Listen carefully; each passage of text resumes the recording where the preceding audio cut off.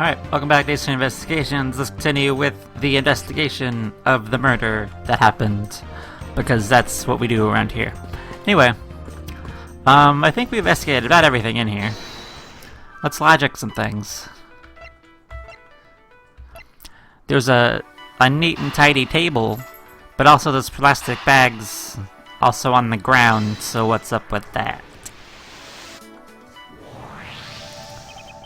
There's a very tidy pile of plastic bags on the table, and yet a portion of them wind up scattered on the floor as well. It's unlikely the ones on the floor were knocked over during a struggle, in which case there might be another explanation how they got there. Another reason. It's possible the blood on the outside of the bag is related somehow. Please get that blood away from me, pal. Detective Gumshoe, whose blood is on this bag? Hold on, let me ask the lab guy. Alright, please hurry. Where'd you get a load of this, pal? It's Mr. Faraday's. Oh, and the technician said they didn't find anything else on or in the bag, so either. But this bag is a very important piece of evidence. Okay, if you say so. Leave it in your hands, pal. Interesting. And we have a lobby window.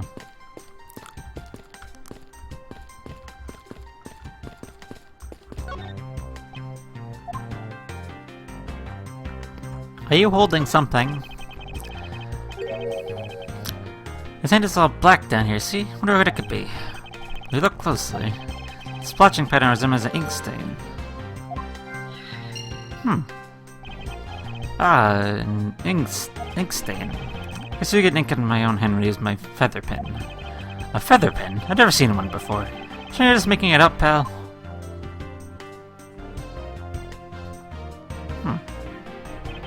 Mr. Wells' cause of death is from being shot, correct? That's what we think, but it's hard to tell with him lying face down. Death is bad enough, but it's really lamentable that someone tried to hide the truth. Are you sure they were trying to hide something? I think from Mr. Wells' cause of death with his body position like that. I'd like to examine the bodies in further detail, if possible. What's this? You're not able to form a theory with them the way they are. Giving us information on the body is vital to finding the perfect evidence, don't you? I suppose you do have a point. Well, hurry up and get on with it. Labby? Yes, sir. We've taken enough photos of the scene, sir. And there you have it. Do you not approve? Of course not. What? Investigation of a crime scene is the work of a detective. Don't touch a thing. Hey, big fella, turn over the bodies for me, will ya? Okay. Please forgive me, Mr. Faraday, sir. Gumshoe, do not get emotionally involved. Remember, you're a detective. Yes, sir. Understood, sir. Turn him over.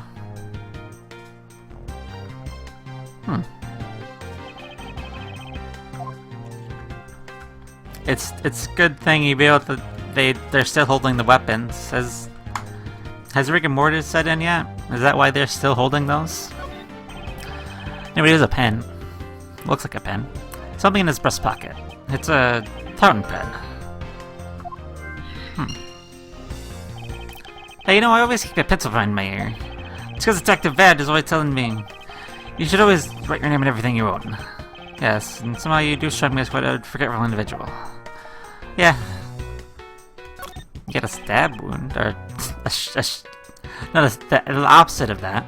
A gunshot wound. Shot in the chest. Takes some guts to fire a gun in the courthouse. I mean, I've been a detective for a whole week and I still haven't fired a single round yet. There aren't any burn marks on his clothes. That must mean... Wait. Burn marks? Grow around who is very hot is discharged from a firearm. Therefore, burn marks are usually left when a shot is fired from point-blank range. Eric must have always been shot at least a yard or two away. How did he stab him then? You should have known a bunch of neat stuff your age, pal. Apparently, the detective is much... Common. How are you gonna have marsupial and misspell common? How does that work? Anyway. The most common knowledge is your everyday marsupial. I think marsupial is also misspelled. I wouldn't know that, though. That's a little harder to spell off the top of your head. There's a knife wound in his chest here, see? What if the wound matches the knife Mr. Wells is holding? Labby? Yes, sir. Verifying now, sir. They get quick. And look at things. One could deduce that the knife Mr. Bell is holding is what killed Mr. Faraday. Let's not try to understand how the two men died. First, Mr. Faraday took the gun and knife out from the day's trial evidence. And he aimed the gun at Mr. Bell and fired. However, Mr. Bell managed to grab the knife and countered Mr. Faraday while being shot. And the two men fell together where they stood.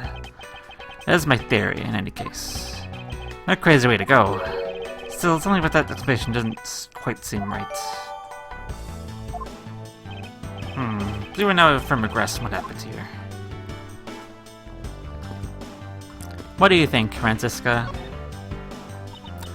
Ah, I see. You figure something out. This is a competition, Miles. I just wanna... I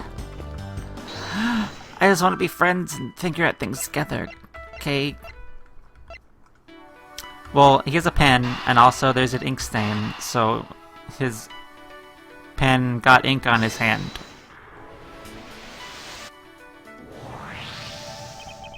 Let's spot Mr. Faraday's hand. I wonder if it might be the ink from this fountain pen. Oh, let's ask the lab guy. Because we have to ask him everything. Detective Gumshoe, from the substance on Mr. Faraday's hand is ink from his fountain pen. I see, good work. You know, I always wanted to say that, even if it was just one time in my life. Mr. Faraday wrote with his fountain pen in his left hand. I think it's fair to assume he was left-handed. Mr. Faraday's pen is very important to our case as well. Okay, if you say so, pal. He's also holding the gun in his left hand.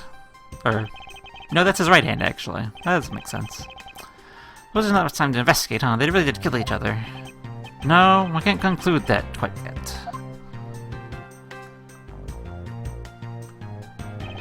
There's also something I find very peculiar here. The theory that somebody killed one another is too simplistic in this case. In fact, there's actually a contradiction that shows there's another possibility.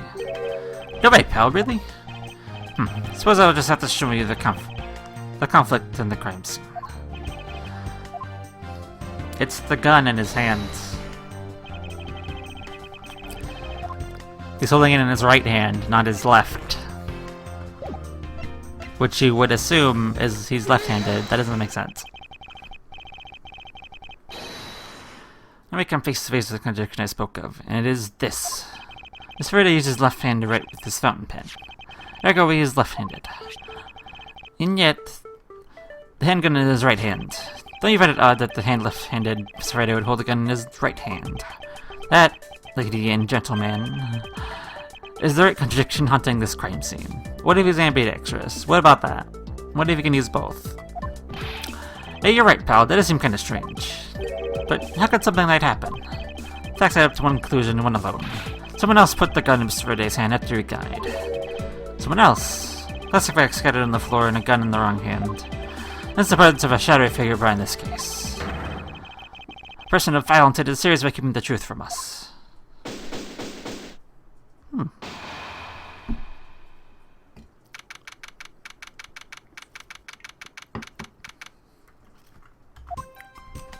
Ow.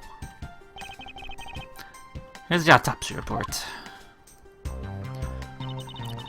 It is probable that Mr. Bell survived for a short time after he was shot. However, Mr. Faraday died instantly from a stabbing. Interesting. Looks like we now know everything we need to know about this case. Are you sure we know everything? Of course. The incident began with Mr. Faraday trying to get his revenge. Prosecutor went into a rage from being accused and tried to kill the defendant. The defendant fought back and they ended up killing each other. It's all very clear and simple. There's absolutely no margin for doubt. You really believe that to be the truth? Ha! Are you saying that because I figured out the truth before you, that you don't want to believe it's true? Ugh. It's alright. If you disagree with my argument, then prove me wrong. Well, if there are any contradictions to be found, it is. Don't worry, I will. Let's go, young Francisca. Mr. Faraday's death was instantaneous, while Mr. Bell survived for a short time. From this, it is obvious Mr. Faraday died after he was shot Mr. Bell. So Mr. Bell, on the brink of death, stole Mr. Faraday's knife and stabbed him. Those are the facts of this case. Mr. Faraday's death was instantaneous, therefore he must have attacked first. Knowing the life to be false, probably the fastest way to show is wrong. In case, just first look for any holes in your theory. Okay.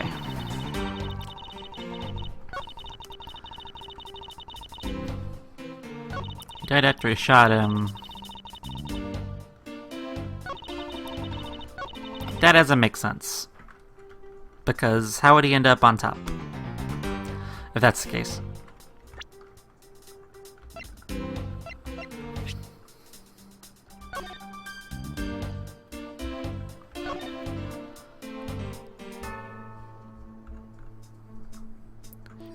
He was shot far away, but he's on bottom. That makes no sense. Oh, I think that's what we're going for, but I guess maybe the wrong statement.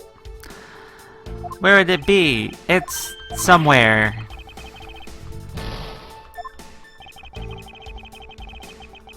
Oh, calm down. Don't be so dramatic. Well, fine. If you want me to press things, I will do it. You truly believe Miss Faraday died instantaneously? I have the murder report right here. Miss Faraday died instantaneously of shock due to being stabbed in the chest. There, you see? It's been documented, clear as day. Yeah, Edgeworth, come on now. Miss Faraday shot Mr. Bell before he died. Do you have any basis for that statement?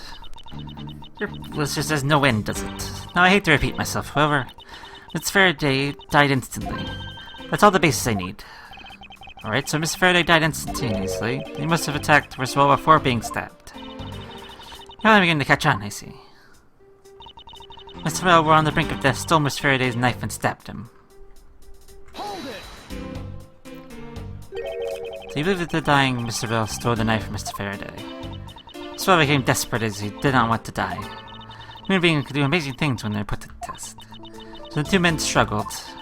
In the end, Mr. Bell was able to grab the knife and stab Mr. Faraday. Missing condition in this room is testament to the struggle. Yes, my logic's perfectly sound. Can you really say that it is perfect? Hey, what are you insinuating? Nothing. However, I can't really let what you said slide by without further inquiry. It must be clear and precise. So we can refer that statement to your testimony. Fine. He struggled. Used the last of his strength to counterattack.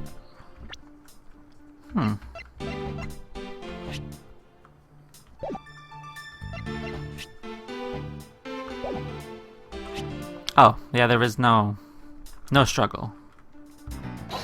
No struggling here. The two men were fighting. The struggle surely caused quite a bit of noise. The Detective Gumshoe testified that he heard absolutely nothing. Ha! You place too much faith in the detective's testimony, you know. But for the sake of argument, let's say there wasn't a fight. Now then, how did Mr. Bell get the hands on the knife? Miss Faraday's bag was sitting right there in the lobby number 2. Not hard to imagine Mr. Bell saw it and took it out at some point. So, what you're saying is this. Mr. Bell took a chance when he saw the opportunity and took the knife from the bag. And Miss Faraday shot Mr. Bell to being stabbed. No, that doesn't work. Wait, something doesn't add up. Oh, really? Simply not possible for Miss Faraday to have shot Mr. Bell to being stabbed. Because he died instantly. You guys have been saying this over and over and over. According to the coroner's report, Miss Faraday died instantaneously. How many times have we said this? Meaning, he died instantly for being stabbed by the knife. Therefore, he could possibly have fired the gun after that.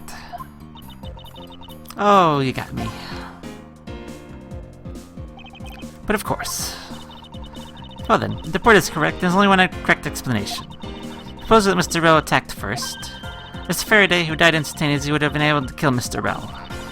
Therefore, Mr. Bell wanted to stab Mr. Faraday after he was shot. Then they both died. That's the only explanation that makes logical sense. Now getting your opponent's ideas in order to prove your own theory. I've seen you've been studying, Francisca. I just wanted to explain it to you as simply as possible. Before you foolishly propose a foolish theory that only a foolish fool like you could. How naive of you to believe only your opinions are valid. I expect to discover the truth that the crime scene offers you. Do the finger waggle. Francisco, you've still got a ways to go. What are you talking about? What are you saying is a flaw in my logic? Freddy died instantly. The fact that he did gives rise to contradiction in this scene. Contradiction here in this crime scene is... or the bodies fell. Let me get this straight. What are you arguing is this? Mr. Faraday took the gun from his evidence bag and shot Mr. Rell. Then the wounded Mr. Rell found an opportunity to take the knife and strike back. Upon being stabbed, Mr. Faraday died on the spot and Mr. Rell died thereafter. If that's the case, then how do you explain this? Take a good look at the order in which their bodies are piled. No! Faraday's body is lying on top of Mr. Rell's. Therefore, Mr. Rell must have died before Mr. Faraday. Impossible! Yes, I agree that it seems strange no matter what angle you approach it from. Which means that the real mystery behind this crime must solve is... Hey! No, not so fast, Miles Edgeworth. What now? So I think that you ought to think a bit for outside the box. Now it's even clearer now that the incident started with Mr. Faraday's murderous intent. Sure, bounce back quickly. Explanation won't be enough this time. It's gonna take some very decisive evidence to prove it wrong. What happened? Part 2. Just chance that Mr. Faraday's body fell on top of Mr. Rell's. 2 bodies fell into a pile, which indicates they attacked each other at the same time. It doesn't matter in the slightest whether they fell on top in order. It does, though. I know that Francisco's explanation is absolutely correct. All I have to do is find a hole in her logic. To do, I can present her the evidence. It's the gun, right? Perhaps the gun.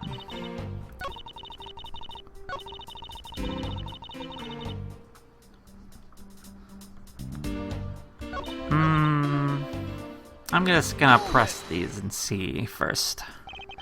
About that. Hey! Pressing someone's testimony in order to gain some time to think. You're a real one-trick pony, aren't you? See why your tricks only works on fools. That wasn't my intent. I really wish for more details as Miss Fred ended up on top of Mr. Rell. Someone's impatient. I just have to explain everything to you. Do you think you can hold on for 1 minute? Francisco, I'll make you a deal. Hold on if you hold on to that whip of yours. Or hold on to it, alright, as I whip you. Well, now that you've quieted down a bit, I'd like to continue if you don't mind.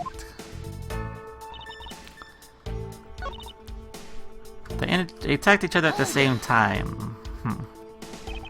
What do you mean they attacked each other at the same time?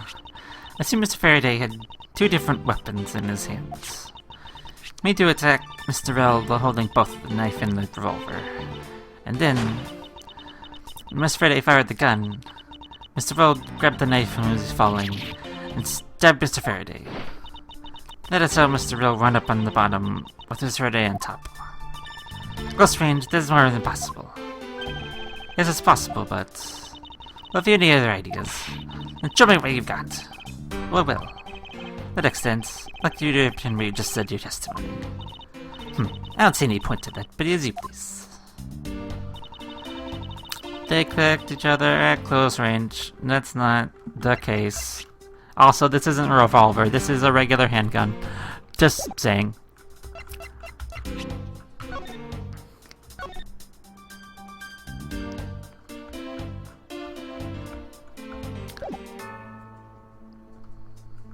I'm gonna do the notes.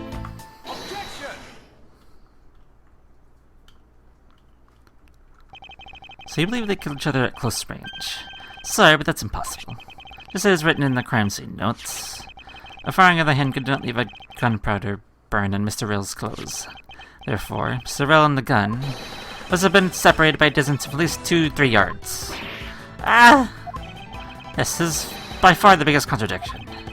2 bodies are piled up on each other, yet the gun fired from a distance. And there being no chance that Mr. Rell moved that far after being shot, there's only one possible explanation. What a completely foolish line of thought. Wait, what? I lost myself in the foolish statement. What a completely foolish line of foolish thought from a thoroughly foolish fool. If I'm not right, Who was it that made the first move with the intent to kill, huh? Who? The person who attacked first with the murder's intent, that would be... neither of them. Here in this room, contradictions appear no matter which man we claim attacked first. Thus, there can only be one explanation. There was a third person here. It was that third person who killed both Mr. Faraday and Mr. Bell. They set their bodies up to make it look like a double murder. That third person is the real culprit. Miles Edgeworth, there's one thing you're missing. Evidence, correct? Exactly. Everything you've said up until now is nothing but a story played out in your head. However, this is where the real test begins. Can you prove that there was a third person involved in this crime? Of course. If that person was truly here, that fact would resolve the glaring contradiction. Proof that it has all been a setup to make it look like they killed each other. I'll present it. Later, the final piece of the puzzle is not yet in place. This piece of evidence to prove there's a third person involved. Do we have that?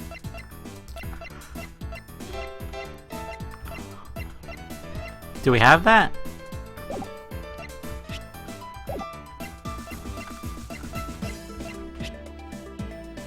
The plastic bag? Maybe?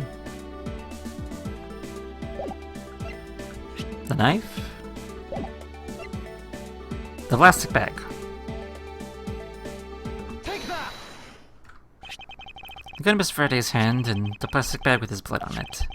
These two items point to the presence of a third person. How so? Go take the Gumshoe's testimony. I was in the hallway the whole time, but I didn't hear a single peep of a struggle. There wasn't a struggle in this room. There shouldn't be any plastic bags on the ground. I guess someone must have scattered them around deliberately. You didn't see the possibility in this. Disregarding the gun for a moment. There's a high probability that the blood spatter when a knife is used on a person. If the culprit had the knife with a plastic bag around it, they could use the bag to catch any blood spatter from when they drew the knife. By spreading a few more plastic bags around, missing the bloody one with them, arranging the room to make it look like there was a struggle between the two, they were able to conceal their presence. Ah!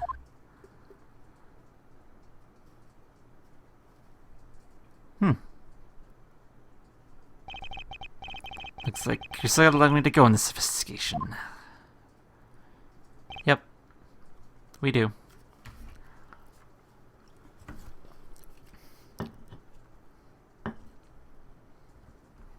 Objection!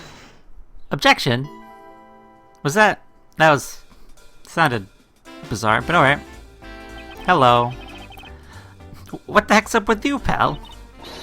Mr. Batten, advising to place Detective Gumshoe under arrest. What? What's the meaning of this? Looks like you're not man enough to discipline your own subordinates. Don't you dare. Detective claims he was there standing in front of the door the entire time. But I have it on good authority that it was all a giant lie. It's you, please explain that last statement. Let his honor explain it himself. I saw it in my own eyes, I tell you. During the recess, there was a period of time when no one was in the hallway. What? See, Mr. Bad? I ask you, why would a detective who was supposedly doing his job the whole time want to fabricate such a lie? Gumshoe, did you kill Faraday?